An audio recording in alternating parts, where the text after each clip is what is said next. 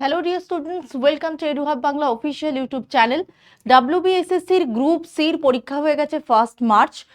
Category wise male female zone wise কত cut of যেতে পারে সেই নিয়ে আজকের এই ভিডিও। অবশ্যই পুরোটা দেখে নিও। ছোট্ট ভিডিওর মধ্যে তোমাদের সমস্ত ডাউটসের ক্লিয়ার করেছি এখানে। ভালো লাগলে লাইক করে দিও, সকলের সাথে শেয়ার করে দিও এবং সাবস্ক্রাইব করতে ভুলো না। WBSSC group C expected cut off zone wise male and female category wise এই ভিডিওতে তোমরা কিন্তু ডিটেলস জানতে পেরে যাবে। তার আগে বলে দিই, WBSSCর গ্রুপ সি অ্যাপ্লাই করেছিল 8,04,000 জনের কাছাকাছি, কিন্তু 1st মার্চ পরীক্ষা দিয়েছে 7.5 লক্ষ জনের কাছাকাছি। তার কারণ ম্যাক্সিমাম সেন্টারে আমাদের সমস্ত স্টুডেন্টদের কাছ থেকে পাওয়া খবর 25 জন যদি ক্যান্ডিডেট এক একটা রুমে থাকে সেক্ষেত্রে কিন্তু 1 থেকে 2 জন করে কিন্তু অনুপস্থিত ছিল। তারপরে যে হিসাবটা হয়েছে সেটা হচ্ছে দুগুণ পরীক্ষার্থীকে ডাকা হবে। তো সুতরাং সিট সংখ্যা তোমরা প্রত্যেকেই জানো যে টোটাল সিট সংখ্যা এখানে কিন্তু 2,989 জন। তার দুগুণ ক্যান্ডিডেটকে যদি ডাকা হয় তাহলে অ্যারাউন্ড কিন্তু 6K অর্থাৎ 6,000 অর্থাৎ 5,978 জনকে কিন্তু ডাকা হতে পারে বলে আমাদের অনুমান।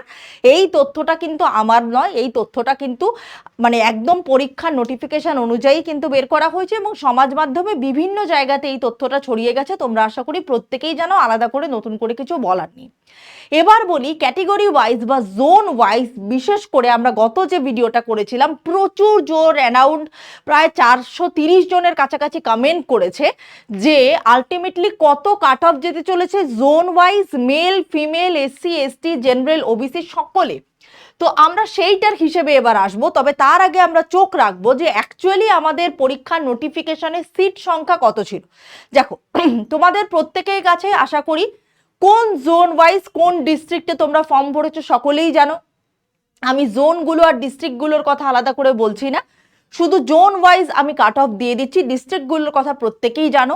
যদি কেউ না জেনে থাকো বা এক্স্যাক্টলি সিট সংখ্যা না জেনে থাকো, এই ভিডিওর কমেন্ট সেকশনে একটা হোয়াটসঅ্যাপ গ্রুপের লিঙ্ক দেওয়া থাকবে, সেই লিঙ্কে জয়েন করে গেলে ওটা আমাদের অফিসিয়াল মানে WBSSC গ্রুপ সি গ্রুপ ডির গ্রুপ, সেইখানে সমস্ত ডিটেলস অলরেডি পোস্ট করা আছে। তোমরা জয়েন করে মানে ওখানে কমেন্ট করলে আবার তোমাদেরকে ডিটেলস দিয়ে দেবো।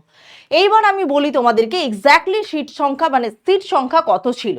জেনারেল ছিল 1012 মেল ফিমেল মিলিয়ে, এসটি 144, এসসি 505, ওবিসি এতে 241 এবং ওবিসি বিতে 168।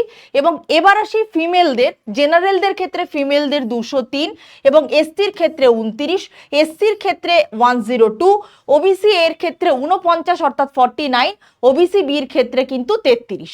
এবার আসি ইউআর পিএইচভিএইচ তাদের 24টা, PHHI 24টা, PHOH 24টা, এসসি অর্থাৎ ফিজিক্যালি হ্যান্ডিক্যাপড LD সেটা হচ্ছে 24টা।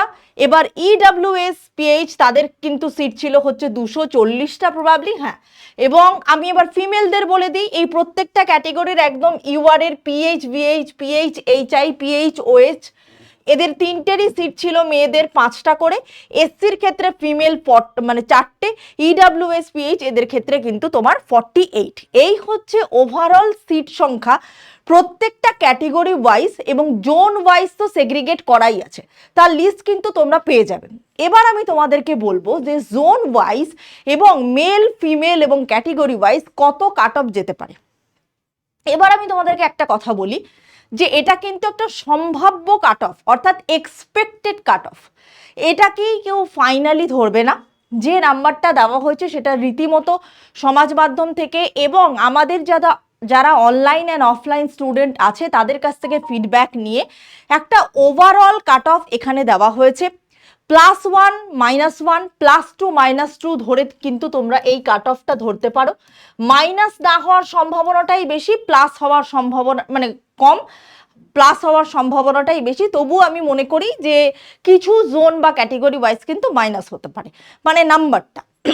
এবার আমি বলবো যে জোন ওয়াইজ কিন্তু কাট অফ ভ্যারি করবে।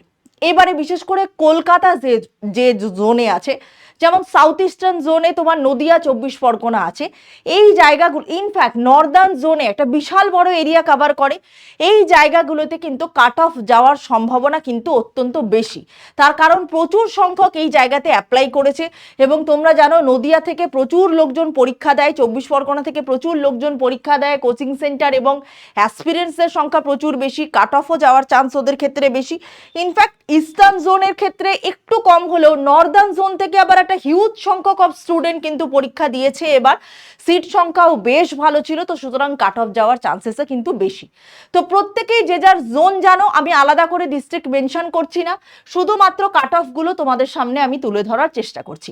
এবার আমি বলে দিই, এই যে ইউআর তোমার ওবিসি, এসসি, এসটি, ইডব্লিউএস, এগুলো কিন্তু মেল ফিমেল আগে কাট অফ ক্লিয়ার করলে তুমি আগে সিট পাবে, তারপর সেই সিটের ভ্যাকেন্সি ফিল আপ হয়ে যাওয়ার পরে যখন ফিমেল বেঁচে থাকবে তখন বাকিগুলো তুমি সিট পাবে। এবার আসি ইস্টার্ন জোনে, প্রত্যেকেই ডিস্ট্রিক্ট জানো, তো ইউআর 53 থেকে 56, 53 থেকে 56, ফিমেলদের যেতে পারে 51 থেকে 55, ওবিসির 48 থেকে 53 যেতে পারে এবং ফিমেলদের যেতে পারে 47 থেকে 50, এসসিদের ক্ষেত্রে 50 থেকে 53 আমি ধরেছি কাট অফ। ইস্টার্ন জোনের কথা বলছি, ফিমেলদের যেতে পারে 49 থেকে 52, এসটির কাট অফ আমি ধরেছি 46 থেকে 50 এবং ফিমেলদের যেতে পারে 44 থেকে 50, ইডব্লিউএস ধরেছি 40 থেকে 43 এবং ফিমেলদের ধরেছি 35 থেকে 39।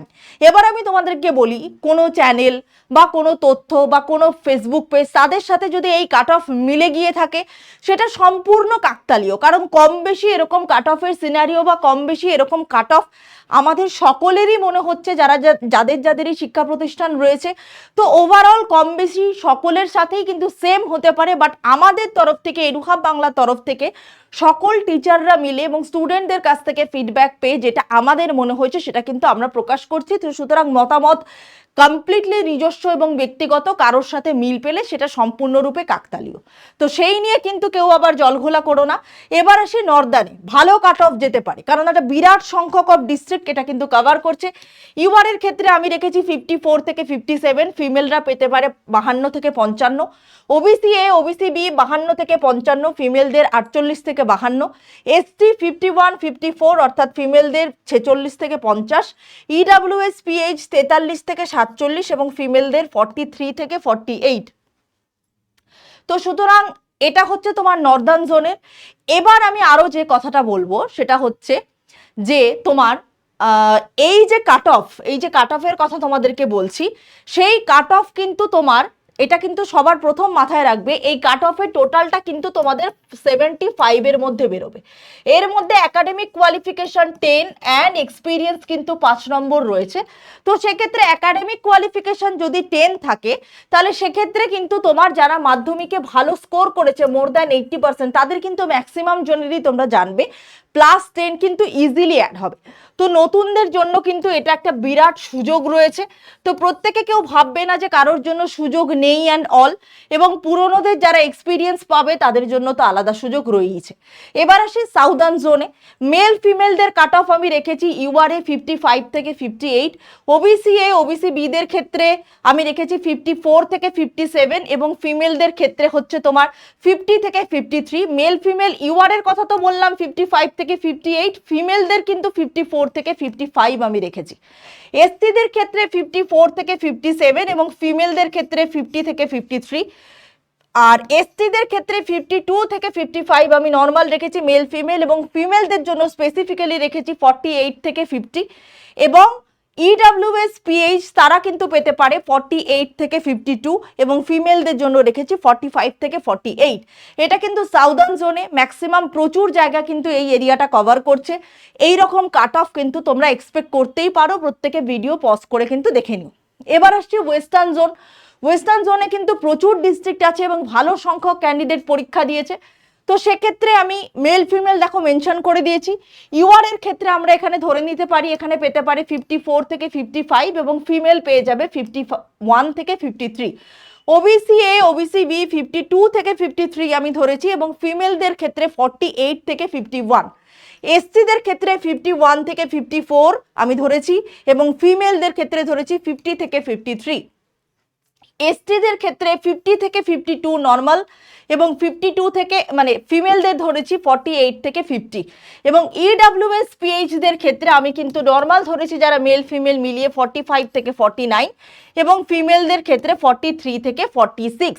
এটা কিন্তু একটা কাট অফের সিনারিও তুমি বলতে পারো, এবং এটা কিন্তু তোমরা ভিডিও পজ করে দেখে নিতে পারো ওয়েস্টার্ন রিজিয়নে যে ডিস্ট্রিক্ট ওয়াইজ তোমরা ফর্ম ফিল আপ করেছো। এবার হচ্ছে সাউথ ইস্টার্ন রিজিয়ন, যেখানে নদিয়া, উত্তর চব্বিশ পরগনা এই জায়গাগুলো আছে, বেশ ভালো কিন্তু মানে তোমার সিট কিন্তু একটা দখল করতে পারে বলে আমাদের ধারণা।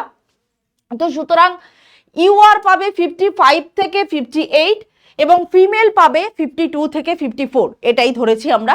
ওবিসি এ, ওবিসি বি 53 থেকে 56, এবং ফিমেল 51 থেকে 53। এসসি 52 থেকে 55, ফিমেলদের ধরেছি 50 থেকে 52। এসটি 51 থেকে 54 পেতে পারে, ফিমেলদের 48, 50। ইডাব্লিউএস পিএইচ 50 থেকে 54, ফিমেলদের ধরেছি 47 থেকে 50। এটা কিন্তু সাউথ ইস্টার্ন জোনের, অর্থাৎ তোমরা জানো প্রচুর কোচিং সেন্টার এই জায়গাগুলোতে রয়েছে, একটা হিউজ সংখ্যক অফ স্টুডেন্ট এই জায়গাতে একদম বাড়ির কাছেই সিট খুঁজবে। তো প্রত্যেকটা ডিস্ট্রিক্ট ওয়াইজ, জোন ওয়াইজ আমি কিন্তু তোমাদেরকে এখানে বলে দিলাম। এটা সম্পূর্ণ আমাদের অ্যাজাম্পশন, তোমাদের যেটা মনে হতে পারে, এবং এই রকম লেভেলের কাট অফ এটা কিন্তু +1 হওয়ার চান্সেসই বেশি, -1 বা 2 এটা না হওয়ার চান্সেসই মানে তোমার মানে হওয়ার চান্সেস খুবই কম।